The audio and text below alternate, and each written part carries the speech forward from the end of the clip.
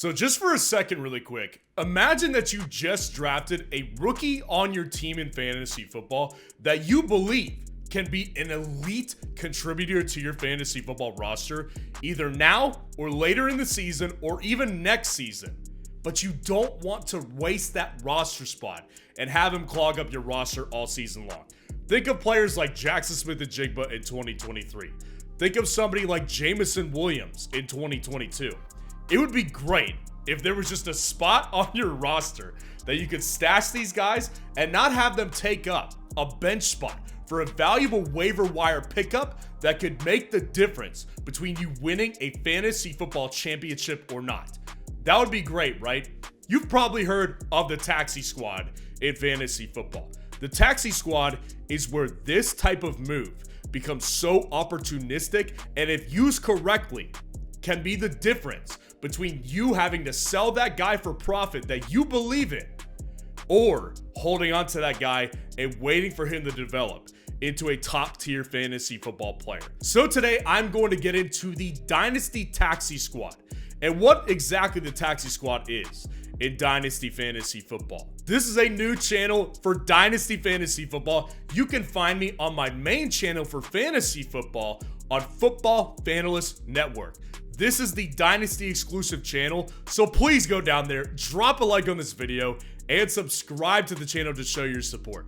So I think the best way that I could categorize what exactly the Taxi Squad is in Dynasty Fantasy Football is you think about redshirting a freshman in college. When you redshirt a freshman in college like the Texas Longhorns just did with Arch Manning, essentially what that did was that gave them roster flexibility for them to be able to have a backup quarterback that may be a little bit more experienced and they trust more today, while not having to let Arch Manning walk and go into the transfer portal. The value that that could bring your fantasy football team, your dynasty team, is that, as I said, you can go hunting on the waiver wire or even for a trade target that will contribute for you today in week 7 of the regular season, in week 10, where you're fighting and jockeying for playoff seeding in fantasy football playoffs. That guy that you believe in may not be ready to contribute today, but what you will be able to do with a taxi squad slot in Dynasty Fantasy Football is you will be able to plan for that player's breakout a year down the road or even later into the season when that player starts producing, while not having to cut or trade that player away because you needed to pick up a player that would win you a game today. That is the value of the taxi squad in Dynasty Fantasy Football. So let me give you an example of what my league, one of my Dynasty league looks like and how we utilize the taxi squad.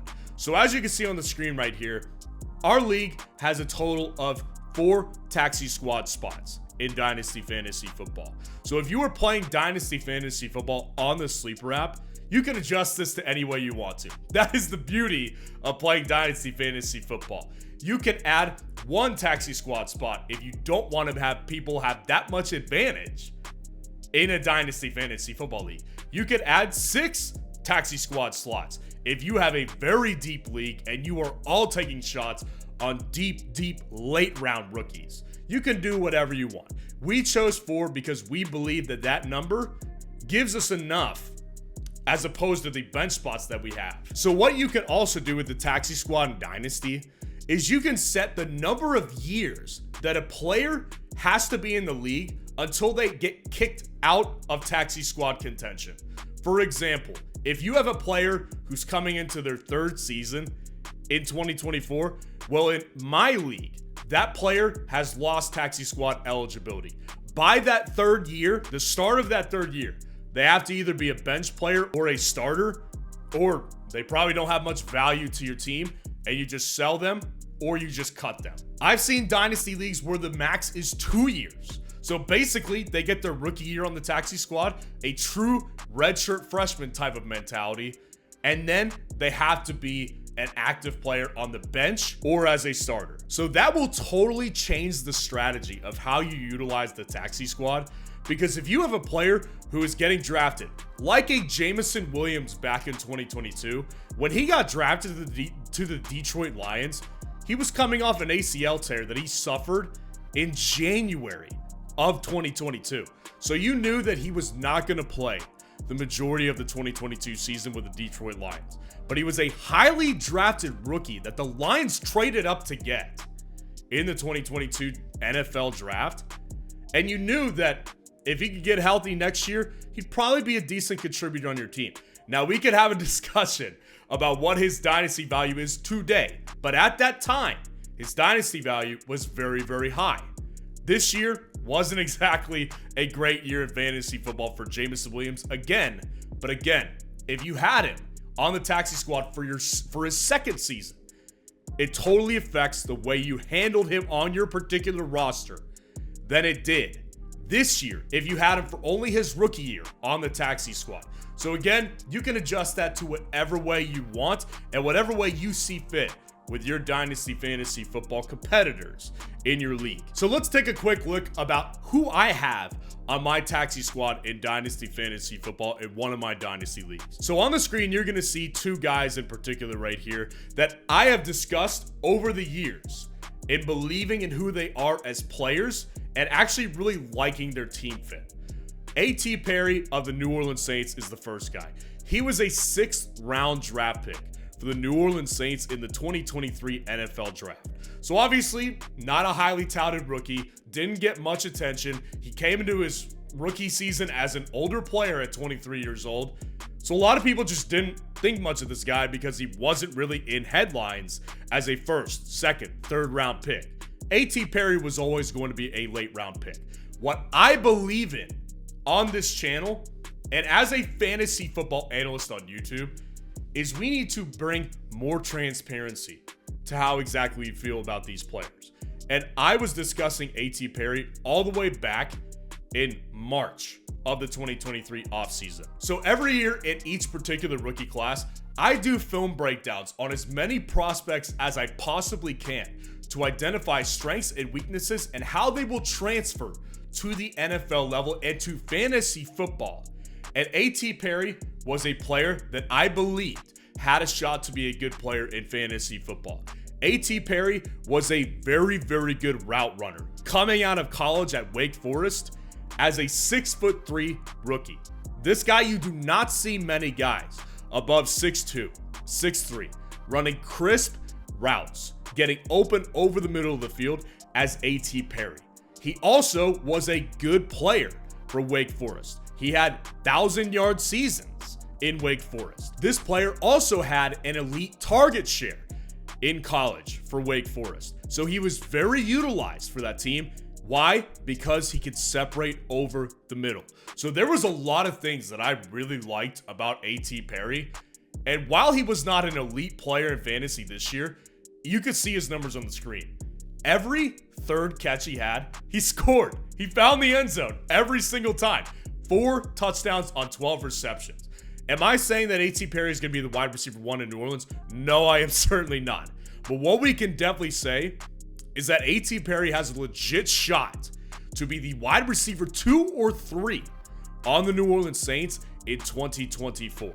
The next guy up here, Parker Washington of the Jacksonville Jaguars, a player that I did extensive film study on YouTube, which, by the way, are not available on YouTube anymore because it got me in trouble with YouTube. But Parker Washington was a player that I really saw to be a potentially valuable fantasy football player. Separation skills, very, very good. Hands, very, very good.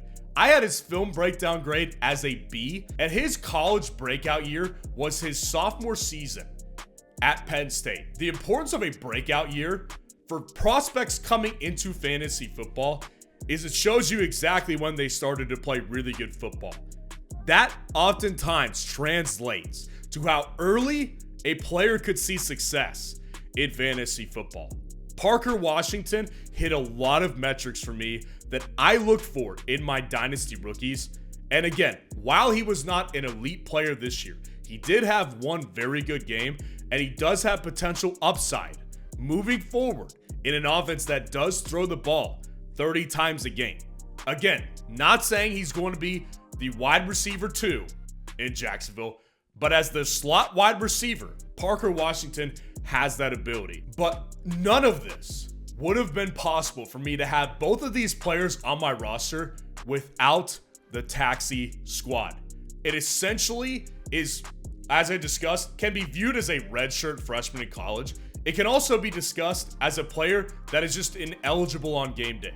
You know how in the NFL games, 7 players are labeled ineligible and do not dress, but they're still on the team.